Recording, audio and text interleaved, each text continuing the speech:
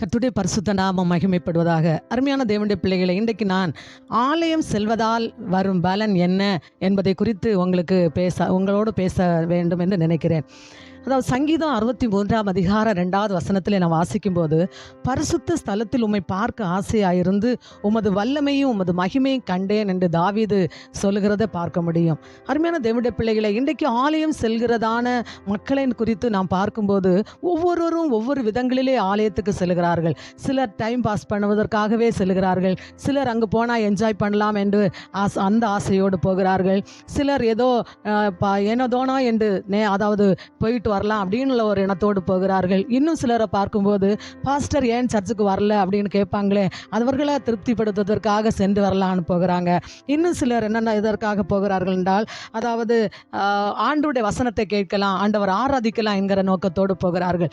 தெய்வ பிள்ளைகளே, இங்கு தாவீது எதற்காக ஆலயம் சென்றார் என்றால், பரிசுத்த ஸ்தலத்தில் உம்மை பார்க்க ஆசையா இருக்கிறது என்று சொல்லி, தாவீதுடைய ஆசை பரிசுத்த ஸ்தலமாகி ஆலயத்தில் கடந்து சென்றால் தேவனை பார்க்கலாம் என்கிற ஒரு விசுவாசம் அவருக்கு இருந்தது.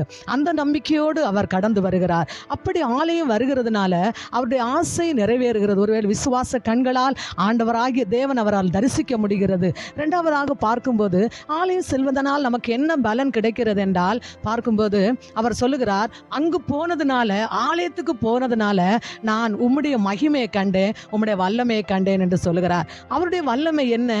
தேவனுடைய வல்லமையை நம்ம எப்படி பார்க்க முடியும்? ஆலயத்துக்கு சொல்லும்போது சில விதமான அற்புதங்கள், அடையாளங்கள், அதிசயங்கள் எல்லாம் அங்கே நடக்கிறத பார்க்க முடியும். அநேக பிசாசு பிடித்தவர்கள் வரும்போது அதிலிருந்து அவர்கள் விடுதலை பெற்றுக் கொள்கிறார்கள். வியாதி உள்ளவர்கள் வரும்போது விடுதலை ஆகிறார்கள். இன்னும் ஆலயத்துக்கு போகிற அநேக மன பாரத்தோடு வருகிறவர்கள் பாரம் நீங்கி சமாதானம் பெற்று திரும்பி செல்கிறார்கள். இப்படி தேவனால் வருகிற தேவனுடைய வல்லமையினால் வருகிற அற்புதங்களையும் அதிசயங்களையும் ஆண்டுடைய ஆலயத்தில் பார்க்க முடிகிறது. இரண்டாவதாக பார்க்கும்போது, தேவனுடைய மகிமையை கண்டேன் என்று சொல்கிறார். தேவ மகிமை என்ன தெரியுமா தேவ பிள்ளைகளே?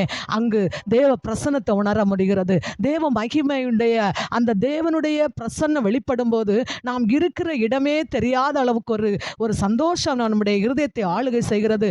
தேவ பிரசன்னத்தினால நாம் மூழ்கி கழிகூற முடிகிறது. இப்படிப்பட்ட ஒரு மகிமை ஒரு வீட்டில் இருந்தாலோ இல்லை வேற எங்கேயாவது ஜாலியான பிளேஸ்ல இருந்தால் கூட நமக்கு கிடைக்காது. ஆனால் தேவனுடைய ஆலயத்தில் வரும்போது அப்படிப்பட்டதான ஒரு பெரிய மகிமையை நம்மால் பார்க்க முடியும். அதே போல தான் இந்த தாவீதுடைய வாழ்க்கையில் அவர் என்ன சொல்லுகிறார்னா, நான் ஆலயத்துக்கு போவது எதற்காக தெரியுமா? தேவனை பார்க்க ஆசையா இருக்கிறது என்று சொல்லி அவர் ஆலயத்துக்கு செல்கிறார். அங்கு போன போது அவர் தேவனுடைய வல்லமையை கண்டிருக்கிறார். தேவ மகிமையின் பிரசன்னத்தை அவர் அனுபவித்திருக்கிறார். அன்பான தேவ பிள்ளைகளே, இதுவரைக்கும் ஆலயத்துக்கு செல்லாம இருக்கிறீங்களா? இன்றைக்கே ஒரு முடிவு பண்ணுங்க. ஆண்டுடைய ஆலயத்துக்கு செல்ல வேண்டும் என்று வாஞ்சிங்க.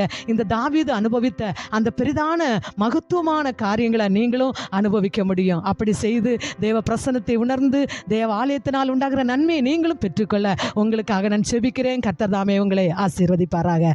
ஆமென்.